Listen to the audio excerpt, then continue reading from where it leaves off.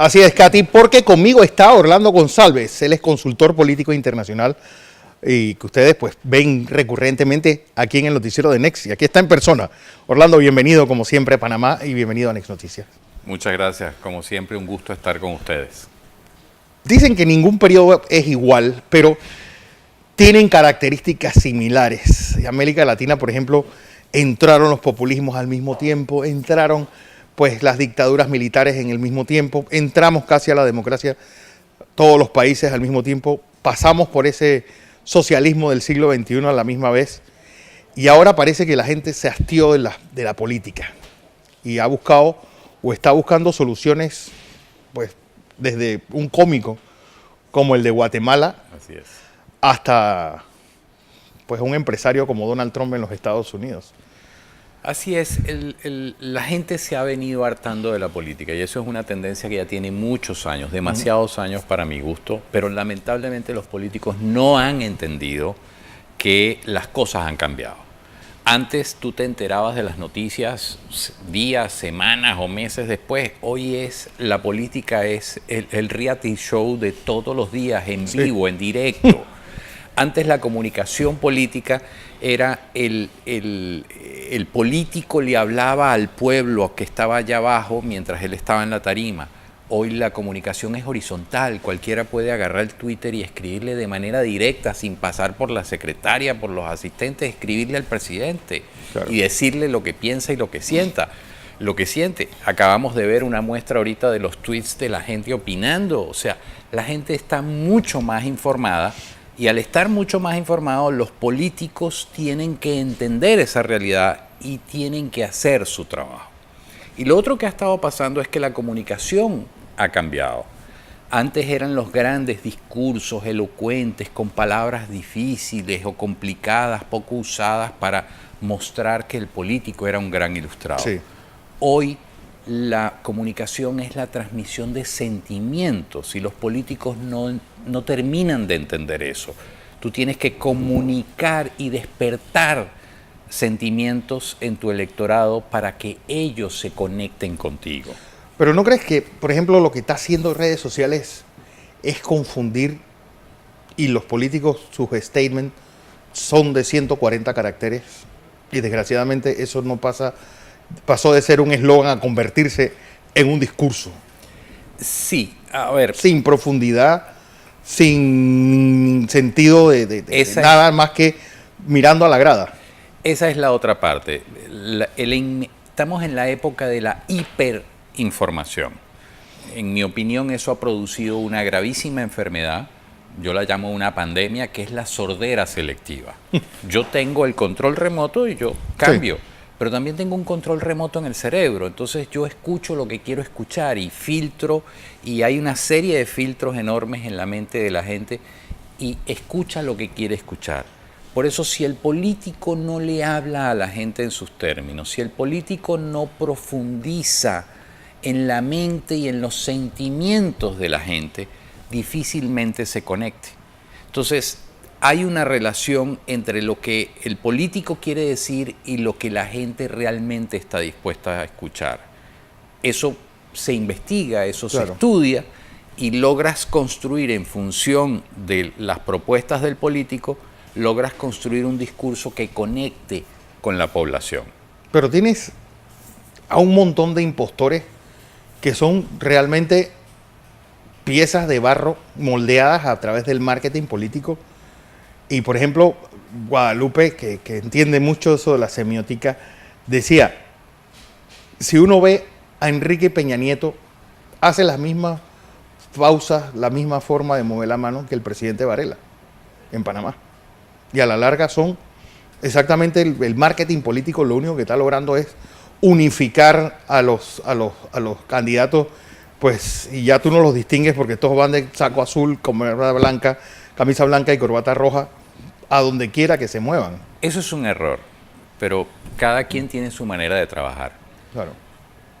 ¿Qué hago yo, por ejemplo, si me toca asesorar a una persona? La persona es como es y no la cambiamos.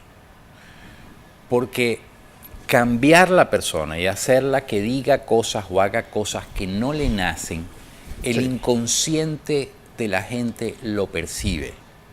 Entonces puede ser que de manera consciente no entiendan qué es lo que le desagrada, pero inconscientemente está allí.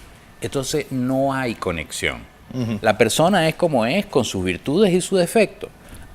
¿Qué hacemos nosotros? Potenciar las virtudes y tratar de minimizar los defectos. Pero no es una caja de cereal. Tú cuando, por ejemplo, una soda, tú puedes utilizar los 5 sentidos para detectar esa soda. La puedes oler, la puedes saborear, la puedes tocar, la puedes oír y la puedes oler. Un personaje político que vende sueños, vende una visión de país. ¿Cómo se come eso? ¿Cómo se toca eso? Solo se logra hacer esa conexión por las emociones. Lo raro es que, por ejemplo, yo siempre, y es peligroso uno hablar de Hitler, pero tal vez el único plan de gobierno real que se dijo y se cumplió ha sido Mein Kampf, Mi lucha de Hitler. Tal vez un político ahora pues no pueda decir palabras como la de un estadista como Churchill, con eso de yo solamente voy a prometerle sangre, sudor y lágrimas. Es decir, ahora mismo pues pareciera que nosotros elegimos al Dr. Jekyll y el presidente es Mr. Hyde. Mira, sí se le puede y sí se le debe hablar muy claro a la gente. Pero más que hablarle, hay que escuchar a la gente. Por alguna razón, todos los seres humanos tenemos una sola boca y 2 oídos. Ahí hay un mensaje implícito. Bueno, la famosa frase de Mao de que los oídos están siempre abiertos y la boca hay que mantenerla lo más cerrada posible. Así es. Entonces, hay que escuchar a la gente y hay que interpretar lo que la gente siente, lo que la gente piensa, lo que la gente añora, los temores de la gente. Claro. Y el político debe interpretar eso y comunicarse en esa frecuencia y conectarse emocionalmente. Si no lo hace, no logra el respaldo. 1. 2. El político tiene una visión sobre la ciudad, sobre el país, pero esa visión debe estar traducida y adaptada al quehacer diario del electorado. Porque hablar del Panamá dentro de 20 años, dentro de 30 años. Yo tengo que ver qué hago en 2 horas. Así es. 20 minutos. ¿Tengo para el bus o no tengo para el bus? ¿Tengo para el almuerzo de hoy o no tengo? Entonces, eso hay que traducirlo en cosas de la vida cotidiana de la gente. Y los latinoamericanos realmente en materia política nos movemos de forma gregaria. Es decir, tenemos las mismas percepciones y reaccionamos de la misma forma a las acciones políticas. Mira, básicamente sí. Hay sus particularidades, cada país, inclusive dentro de cada país, diferentes regiones de los países, puede haber pequeños matices, pero en términos generales sí. ¿Qué busca la gente? Fundamentalmente, de acuerdo a la experiencia que yo he tenido en todos los estudios que he tenido la oportunidad de ver a lo largo de toda Latinoamérica, ¿qué busca la gente? Busca progresar, busca tener estabilidad, que su familia tenga oportunidades, que sus hijos tengan buena educación, que ellos tengan acceso a una vivienda, acceso a bienes y servicios de calidad. Eso es lo que buscan, en la oportunidad de desarrollarse ellos mismos. No están esperando que el Estado les dé todo, pero que tampoco el Estado les ponga trabas. Hay una frase de Pardo del Perú que dice que en América Latina el gran problema es que hay 2 tipos de problemas, los que nunca se resuelven y los que se resuelven solos. Pareciera que el Estado es un gran entorpecedor de las cosas, más que convertirse en un solucionador y un preservador de pobrezas y de miserias. Sí, ha habido una desconexión de los políticos con el electorado y con las prioridades de qué hacer. Quieren imponer su sello a trocha y mocha, pero, hay unas prioridades de país. Y luego las sociedades siempre avanzan mucho más rápido y se está notando más hoy en día que los políticos. Por ejemplo, hoy hablamos no solo de imágenes 3D, sino de imágenes 7D. Hoy hablamos de realidad virtual, de inteligencia artificial, de sexo con robots. Ahí los políticos se siguen reuniendo pensando cuántos votos necesito, cuánto voy a pagar por cada voto. O sea, hay una diferencia abismal entre lo que piensa la gente, hacia dónde están caminando las sociedades y lo que a veces los políticos piensan. Entonces, ¿qué sucede? Bueno, la gente se desencanta y se desconecta de los políticos. Y pasamos en ese péndulo moviéndonos de un lado para otro. Así es. Entonces, ¿cuál es la alternativa que hay? Bueno, o los políticos entienden que el mundo cambia y evoluciona de manera muy rápida, o sencillamente la gente comenzará a tomar decisiones. Fíjate el caso del terremoto de México. El terremoto de México, una terrible desgracia, pero unió a la gente. Uh-huh. Y la gente está abocada porque la causa es justa y porque mueve fibras íntimas de cada uno. Y hay un gran movimiento pidiendo que el dinero que el Estado destina a las campañas electorales se use para esto. Bueno, los políticos no han terminado de reaccionar. Algunos, bueno, sí, vamos a donar, vamos a ver un porcentaje. Oiga, señor, es una causa nacional. El país está, digamos, terriblemente golpeado. La prioridad no es una campaña electoral, la prioridad es rescatar a la gente, es atender a los damnificados. Entonces, los políticos siguen poniéndose en la otra acera y no al lado de la gente. Porque aquí estamos hablando como si estuviéramos hablando del buen salvaje, pero siempre he dicho, y eso lo he preguntado a muchos, si nosotros no estamos trabajando con electorados corrompidos, que hacen que esos costos electorales sean astronómicos y que llegue el candidato o el puesto hipotecado al poder económico que le puso el dinero. Mira, la gente en términos generales es honesta, es humilde, es sencilla y son las estructuras partidistas las que a veces corrompen y llegan a ese tema de la compra del voto, que cada día es más caro porque la gente entonces tampoco es tonta. A ver, si me vas a dar, dame y yo te lo recibo. Pero cada vez es menos efectivo, precisamente porque la gente no es tonta. Yo te recibo, pero en la intimidad, cuando voy a votar y tengo la boleta en mi mano, yo autónomamente decido por quién votar y me importa un rábano quién me dio y quién no me dio. Uh-huh. Entonces, yo no pensaría que el electorado es corrupto, yo pensaría que el electorado es crítico, en ocasiones muy cínico, uh-huh, pero los políticos, de vuelta, en muchas ocasiones se desconectan de la población. Ahora pareciera que, y volvemos al caso particular de ustedes de Venezuela, que Nicolás Maduro recibió un balón de oxígeno con, ese apoyo de los no alineados, esa posición de China apoyando a Venezuela, y sobre todo el fraccionamiento de la oposición, que ha sido siempre la pata coja de la crisis venezolana desde que empezó. A ver, hay un pequeño cambio en lo de China. Por ejemplo, Petrochina, que es una empresa binacional, sí, China ya dijo, hey, paramos las inversiones, no seguimos, las líneas de crédito aguantémoslas, porque están viendo que la situación es extremadamente caótica, volátil y se está deteriorando a pasos agigantados. Esta posibilidad de un diálogo, mira, los problemas se resuelven dialogando y la democracia es diálogo. Uh-huh. El régimen de Nicolás Maduro ha dado fehacientes muestras en los 3 diálogos anteriores de que no cumple, no le interesa cumplir y los utiliza para ganar tiempo. ¿Qué me llama la atención de esto y qué me gusta? La declaración del canciller francés. El gobierno venezolano se tiene que sentar y tiene que cumplir o lo sancionamos. Eso me parece importante. Le marcó la cancha. Me parece importante la declaración del ex embajador Brownfield. Estamos ante una narcodictadura y hay que tomar acciones serias para evitar de que esto siga avanzando. Entonces, el régimen de Nicolás Maduro está claro que el tiempo se le agota y las posibilidades de hacer la finta de que estoy dialogando, pero estoy corriendo la arruga, eso se le está acabando. Mi visión particular, este diálogo de República Dominicana probablemente no produzca ningún resultado, pero agravará la situación en Venezuela, sí, y agravará unas cosas que comienzo a ver, que es la implosión del régimen. O sea, la fractura del régimen por dentro es evidente y cada día es más notoria.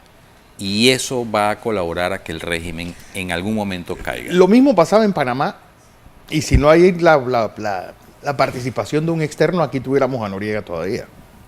Difiero de ti. Yo tuve la fortuna de conocer y conversar en varias ocasiones y discusiones interesantísimas con Billy Ford. Y Billy me decía, el gobierno estaba absolutamente quebrado. Cuando nosotros asumimos el gobierno teníamos... 17 millones de dólares en el banco. O sea, no teníamos nada. Entonces, el gobierno hubiese colapsado y se caía por su propio peso. Billy era de la tesis de que los Estados Unidos no tenían que haber intervenido, que era simplemente un tema de tiempo. Yo pienso que en Venezuela está sucediendo lo mismo. Por ejemplo, hay crisis de gasolina en todo el país. Sí, ya Explícame el país principal petrolero productor por excelencia no tenga combustible. Hay la crisis alimentaria es de más conocida. Ya estamos hablando de niveles de 17% de niños menores de 5 años con desnutrición crónica. Estamos hablando de 25.000 asesinatos al año. Pero son cifras de un país en guerra. Realmente, yo creo que tal vez el Japón de la posguerra tendría cifras como esa. La China después de la Segunda Guerra Mundial. Pero ¿a qué guerra fueron los venezolanos que terminaron en esas condiciones? No fuimos a una guerra, fuimos invadidos por el régimen cubano, con consentimiento de las autoridades venezolanas. El presidente Chávez expresamente... Esa factura existe, la factura que todo lo que le ha dado Venezuela a Cuba, y se pagará algún día. Mira, la factura existe, está cuantificada, hay una gente... ¿Cuánto puede ser eso? Estamos hablando probablemente de 400.000 millones de dólares. Pero esa plata parece no estar ni en Venezuela ni en Cuba, menos. Está en algún lado, en algunas cuentas de gente que le vive muy bien, probablemente. ¿Se cobrará? Lo dudo. Lo dudo mucho. Lo dudo mucho. Pero yo me conformaría solo con que el régimen salga y ingresemos a un gobierno absolutamente democrático, respetuoso de las instituciones y de los derechos humanos, y que comencemos a reconstruir el país. Yo con eso me doy. ¿Tú te imaginas la transición en Venezuela? Es decir, porque hay una realidad, hay un voto duro chavista que va a estar permanentemente, por lo menos en los próximos 20 años de historia de Venezuela, pues recordando los buenos tiempos del comandante y viviendo, pues tal vez entrando y saliendo del cementerio buscando esa inspiración como todos los países o todos los partidos caudillistas que hay a lo largo de América. Difiero de ti. El voto chavista duro, yo ya no lo llamo chavista, pues para mí el chavismo murió con Chávez, pero los que están con este proceso y con este régimen no supera el 15-16% hoy. ¿Por qué todavía hay 15-16%? Bueno, porque es gente que está en la nómina del Estado y recibe prebendas que no recibe el resto de la población. Esas prebendas se acabarán y se están acabando. Claro. Ya hoy en día se están acabando porque el Estado venezolano no tiene cómo sostener esa maquinaria. Por ejemplo, la nómina del Estado se triplicó en los últimos años. Triplicar, y ya era sumamente abultada antes de Chávez. Se decía que la nómina del Estado tenía cerca de 50% de personas que no tendrían por qué estar, y ahora se triplicó. Entonces, una vez que se acaben esas prebendas, ese 15-16% que hoy todavía respalda al régimen, probablemente se diluya al 2 o al 3%. No pasarán de allí. Serán gente auténtica, romántica, soñadora, que sí. Es que lo mismo decían de los partidos comunistas de la Europa del Este o de los sandinistas aquí a tiro de piedra. Y los sandinistas tienen ya 12, 13 años de estar en el poder con vistas a estar mucho más. Sí, se han organizado para seguir y estar mucho más. El hecho de que la esposa sea la vicepresidenta. O el peronismo, que es como las armas, es decir, eso está en todos lados. Así es, pero, a ver, el caso de Nicaragua es bien particular. Los sandinistas fueron a una guerra, derrocan a Somoza, se hacen del gobierno. Tuvo 10 años. Y luego salen del gobierno democráticamente y regresan Pierden 3 democráticamente. elecciones Pierden y vuelven. Y vuelven. Con la misma persona. Con Es la decir, misma no estamos hablando persona. de nadie, no, el mismo. El mismo, Daniel Ortega. Ahora, ¿qué ha hecho Daniel Ortega? Ha ido manipulando las cosas y manipulando la Constitución y las instituciones del Estado. Bueno, y ahí está en el poder. Pero eso corrompe el Estado, debilita las instituciones y tarde que temprano eso hay un quiebre y Daniel Ortega saldrá del poder. Te lo puedo garantizar. Como decían los cubanos, que ya se le estaba acabando el dedo diciendo Fidel Castro este año se va del poder y terminaron sin el dedo índice.